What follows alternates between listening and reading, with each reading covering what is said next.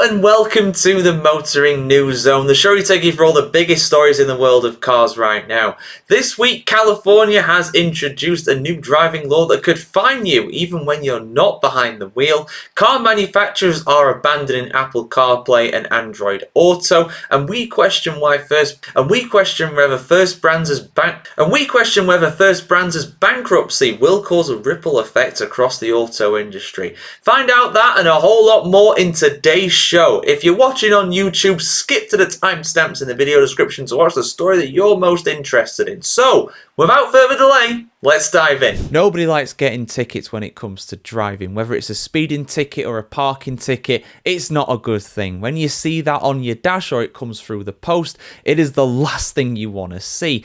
Now though, in the state of California, believe it or not, you can actually get a ticket without actually being in your car. And no, I'm not referring to a parking ticket. Oh no, I'm referring to a driving offence that you can get while not even driving. What am I referring to?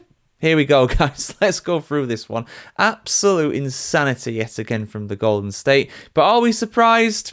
No, not really at this point. But here's what it is, and here's how you can avoid it. So the city of Sacramento in California scrapped its red light camera program last year, but it might not stay gone for long.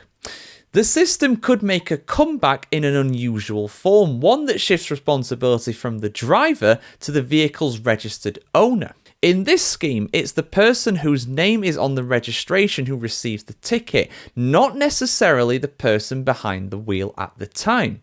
While that might not sound that fair, as another individual could actually be to blame for this violation, the fines would drop compared to before, and the penalty would switch from a criminal one to a civil one. Like I said though, this is not going to be a popular move. I will say that right now. When the city ended the program a year or so ago, it did so because it said it was ineffective and cost too much. Now, however, state officials say that red light fatalities are reaching a 10-year high. And as a result of that and other factors as well, Senator Angelique Ashby introduced what is known as SB 720.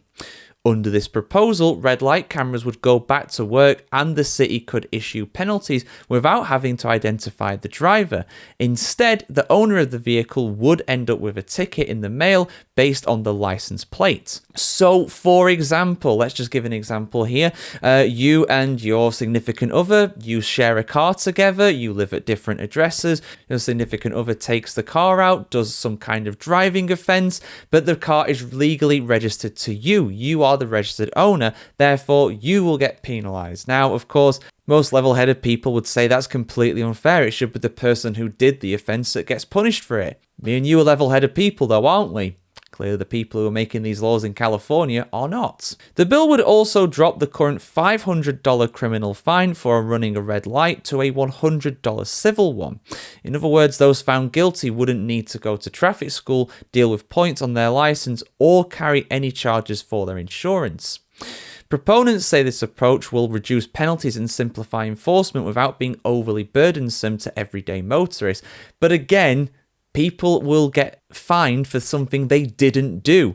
And understandably as well, people are very annoyed because there's a direct violation of the US Constitution, the Fourth Amendment to be exact. So yeah, crazy story guys from California. We rarely bring you many level-headed ones from that part of the West Coast, but are you surprised by this? Let me know your thoughts in the comments below. At the end of the day, I'm sure people will very much be for wanting the fines to go down, but very much against the fact that people will inevitably be charged for something they didn't do.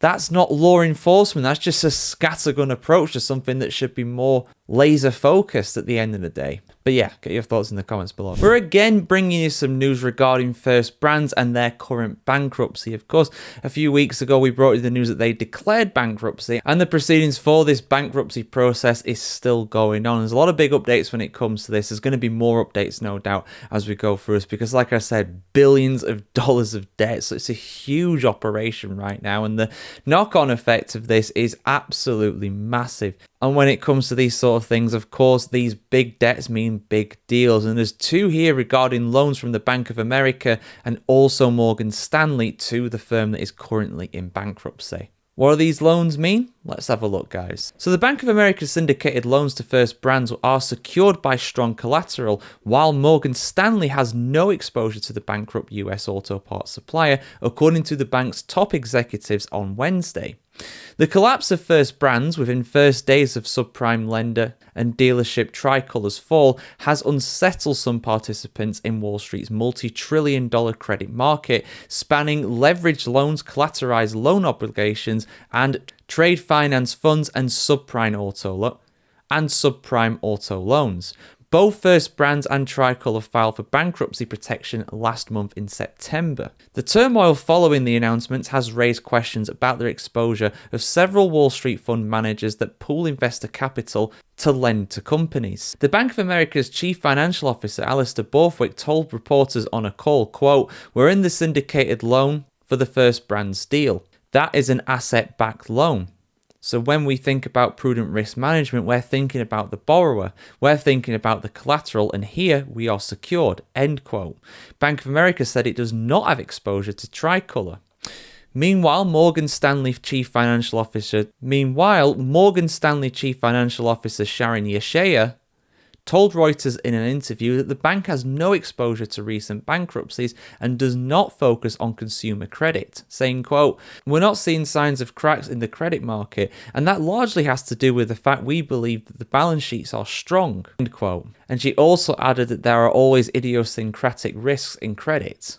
As the third quarter earnings season kicked off earlier this week, several top Wall Street executives, from BlackRock CFO Martin Small to JP Morgan Chase, also said that it has re-examined its controls after finding itself exposed. Meanwhile, Wells Fargo and BlackRock said despite investor fears of a wider ripple effect, slowing the booming global business of corporate credit. BlackRock CFO Small said the following, quote, The reported cases look more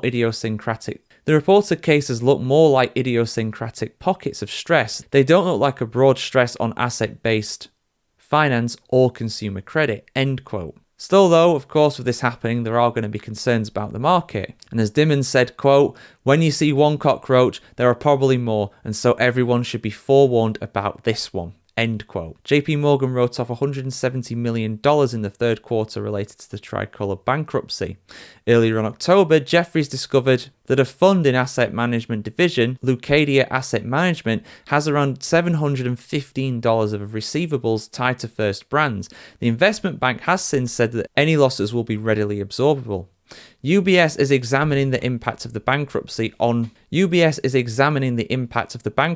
of First Brands on several of its investment funds, with the Swiss bank exposed to the tune of more than $500 million. So there you go, guys. Is this a flash in the pan, or is this something that is a start of something very concerning when it comes to the auto parts market? Let me know your thoughts in the comments below. Canada, the friendly neighbor to the north of the United States, but recently tensions between the two countries have been sort of simmering away. You know, there's been some choice words from Donald Trump, as you would kind of expect. That's pretty much part of the course, really. It'd be strange if he wasn't making choice words. And also the Prime Minister of Canada as well, Mark Carney. So, you know, there's been tensions there. And, you know, the auto industry has been one of the reasons why there has been this tension. And Canada is now threatening Stellantis after Jeep Compass production leaves Ontario. Now, a lot of the noise coming out of Canada very much has been around tariffs and also around relocating some of the US's production to the United States, you know, bringing it back in-house, for lack of a better term, and how the US basically needs Canada to be able to do that. They need Canada to effectively be outsourceable, you know, have these facilities out in Canada rather than the US. Otherwise, their prices are not going to be competitive. And we can debate about how true or false that might be. But let's have a look at this story here, guys, because like I said, Canada threatening Stellantis now about this Jeep Compass production. So let's have a look. So Stellantis' decision to scrap plans for building the next generation Jeep Compass at its Brampton plant in Ontario, Canada, has not gone down well in the Great White North. The production for this is instead going to go to Illinois in the United States. The move has very much rattled political and industry circles alike, setting up what could be a tense showdown between the US and Canada. And in fact, Canadian Industry Minister Melanie Joy has indicated the car manufacturer could be actually sued for this change of plans, paving the way for what could turn out to be a bitter legal battle between Stellantis and the country of Canada. But this has not come out of nowhere. The writing has been on the wall since at least February. Because back then, Stellantis said that it was halting plans in Canada to build a new Compass there, despite initially promising to start production in Brampton in February of the following year. Earlier this week as well, Stellantis revealed the model would be built in Illinois instead as part of a $600 million investment to reopen that site, promising to create over 3,000 new jobs by 2027. In response to the news, Jolly said that she would consider Stellantis to be in default due to the previous government support provided to it. She added that the move was unacceptable and urged Stellantis to come up with a new mandate for the facility. Before going on to say, quote, "We were there for the company in 2009 to pull it back from the brink of bankruptcy, and now we expect you to be there for Canadians." End quote. And she said that to Bloomberg. Stellantis are yet to publicly reply to Jolly's comments, but Ontario Premier Doug Ford said that he already spoke with the company's leadership, who reassured him that a different vehicle will be assembled in Brampton instead. Ford explained the following, quote, "I had a conversation with the president of Stellantis yesterday. He said, well, they are going to postpone it for a year, then they are going to find a new model. I want to keep the Brampton plan open no matter what. He's given me his word, and they are going to keep it open. They are going to see what products they are going to put in there." End quote. Obviously, it's a year late, which still is probably not going to rub some people up the right way. And Stellantis made a separate statement of their own to CTV News, saying that it has, quote, "plans for Brampton and will share them upon further discussions with the Canadian government," end quote. Brampton Mayor Patrick Brown suggested that Stellantis was, quote, "being bullied by the Trump administration," end quote, in making those new US investments. Before going on to add, provincial and Canadian governments have put a lot of money into this company.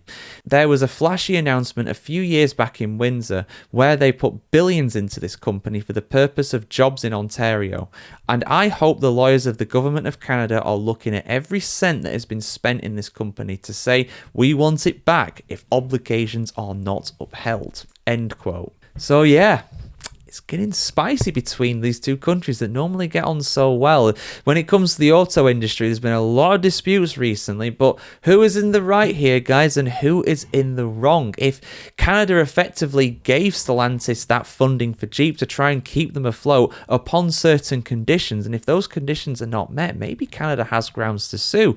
A lot of people will probably also say that Stellantis are a private company and they can put their money where they want to. If they want to pivot their manufacturing to more in the United States rather than Canada, then that is their choice to do so. They are not a Canadian company. They are not technically even an American company either. They are technically Italian, of course. They are listed on the Italian stock exchange in Milan. So they don't really have any loyalty when you look at it like that to either the US or Canada. But get your thoughts in the comments below. Stellantis are set to phase out chrome on their new vehicles, and the reason why is down to health and environmental risks. Now, of course, chrome is one of the most popular things to put on cars. It makes it shine so beautifully in the sunshine, but it could be doing damage to other people's health and also the environment as well. So this very much will be a popular move among the environmentalists, but is this a bit too far from Stellantis? Let's have a look, guys. Got the full story for you here, as always. So I shouldn't really need to go into detail about why chrome is popular. I mean, just look at it. It's very, very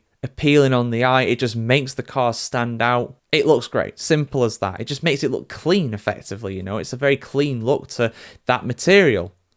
But why is it so toxic? Why is it so dangerous to people's health and the environment? Well, it's all down to the manufacturing of the chrome plating. So the most severe health and environmental issues that made Stellantis take this decisive action are concerned with the hexavalent chromium, also known as chromium-6. This is a particularly toxic kind of elemental chromium, which is part and parcel of the electroplating process for chromium-6. And of course, it can cause cancer. And this has been generally accepted by the government regulators in the United States as well as in Europe. And other regulatory authorities as well, such as the California Air Resources Board, also known as CARB in the United States, they put an interesting statement out on CNN saying that hexafluoride chromium is a carcinogen and the second strongest toxic air contaminant detected by the state. CARB also said that it's around 500 times more hazardous than diesel exhaust gases. and there is no safe level of exposure known. So basically, if you're exposed to it in any sort of way, shape, or form, you could potentially develop cancer later down the line. Yikes. But it is important to stress that the metallic chrome that is used to give the car a brand mirror finish on its logo or trim or any other part of the vehicle is no harm to those inside the vehicle nor to those who use the vehicle. It's only during the electroplating process that the inherent danger to human health exists. In this stage, the hexavalent chromium that has been used due to its better properties may directly contact workers or be emitted into the atmosphere, which is of high occupational and environmental risk. So essentially, it's not causing problems when out on the roads, but when they're actually making it, the people who are making it, they're at risk of getting cancer, a heightened risk of getting cancer directly because of this. So if that's the case, and I have no doubts it is, given the fact that the American and European authorities have determined that's the fact, then it's fair enough, really. I mean, it makes your car look nice, but if the people who are actually doing it get cancer down the line because of it, it's not really worth it, is it? But guys, let me know your thoughts in the comments below. Is this going to be a practice that is adopted across the auto industry in the coming years? I want to hear what you have to say in the comments below as always. So I made a video a while ago going over why car makers are abandoning Apple CarPlay and Android Auto. Now, I got a lot of responses when it came to that. A lot of people agreeing with me and some people disagreeing. Some people saying that, well, it's a bit overblown. Not that many car manufacturers are actually abandoning Apple CarPlay and Android Auto, but the ones that have very interesting reasons for doing so. See, it all boils down to data. Yeah, that thing that really a lot of companies are desperate to try and get off of you. Things like cookies very much do track you. If they were called trackers, no one would agree to them. Because they're called cookies, people just say, yeah, no problem. I'll browse the internet with some cookies on. What's the harm in that? And that essentially means that you get tailored ads, you get tailored search results, which in theory is quite handy because it makes it more easy for you to find what you're looking for. But it's very much an invasion of privacy. I think a lot of people would agree. It's very much the way of the world these days, though, unfortunately, and it's here to stay. Unless some big changes come, we're not going to see anything alter in that regard. And it's also affecting Apple CarPlay and Android Auto. See, these are outside. These are third-party applications, really, when it comes to this. See, you might have hardware that is made by one company but software that is made by another. For example, you might have a laptop that's made by HP or Lenovo or Dell, but you use Microsoft Word processing to write your documents up. You might use Adobe Photoshop to edit your photos, things like that. That is something that is effectively out of house when it comes to making that software. And that's a choice of the tech company that we're talking about here. Car companies, though, are a little different. See, all of them have their inbuilt operating software, their OS, right? But a lot of people don't use them because, frankly, they're trash for the most part. Nobody really uses their inbuilt sat-nav unless they absolutely have to. Most people, the vast majority of people, connect their mobile phone to their car's operating system, to their car's actual computer, for lack of a better term, and they use the map application with that. They use Spotify, Apple Music to play their music. They don't use the inbuilt Bluetooth connector that is used for the car. A lot of people use this instead, and the car companies know this, and that data is effectively being shared with Apple and with Android, and the car companies, they don't want that. They want to keep it all in-house. They want to keep it all to themselves. They don't want to be handing Apple and Android a freebie, effectively. They don't want to be giving this away for nothing. So some car companies are wanting to get rid of it, and they want to bring it all in-house, which could potentially harm sales. I mean, at the end of the day, using these infotainment system is not the most important thing that people look for when it comes to a car. The price of the car, the fuel efficiency, the luxurious features, things like that. Those are things that people usually look for. But one of those luxurious features is having an inbuilt computer that is actually able and ready to be used and isn't actually a problem for you. It can be used no problem whatsoever. Having that is a big reason, and some people will be turned off by that. But what if every car company did the same thing? What if General Motors, what if Ford, what if Stellantis and all the brands underneath those umbrellas? What if the European manufacturers? What if the likes of Mercedes, BMW, Audi? What if all those guys say, no, we're not doing this anymore? We're not going to have Apple CarPlay and we're not going to have Android Auto. We're going to have a blanket ban effectively. Then what do you do? What do you do? Keep your old car? Yeah, sure. Keep your old car if you want to for a certain amount of years, but eventually you will give it up. You will get rid of it. Nothing lasts forever. Cars that were made 25 years ago, for the most part, they're not out there anymore. Sure, some are, absolutely. But with these modern cars, for the most part, they are much more susceptible to actually breaking down after a certain amount of time. Again, ironically, because of all the technology in them as well. A lot more can go wrong with them, so a lot more does go wrong with them. Particularly as we get over 100,000 miles, 150,000 miles, 200,000 miles. It's only a matter of time, effectively. So yeah, are we going to see a abandonment of Apple CarPlay and Android Auto? I think it could happen eventually. It's not going to happen right now. It's not going to be an abrupt change, but one or two companies might do it. I think General Motors are wanting to do it, but we'll have to see how this kind of all evolves, guys. But yeah, it's interesting for sure, and it's quite concerning as well. I mean, not really from a privacy point of view, because that's already compromised anyway. Let's be real here.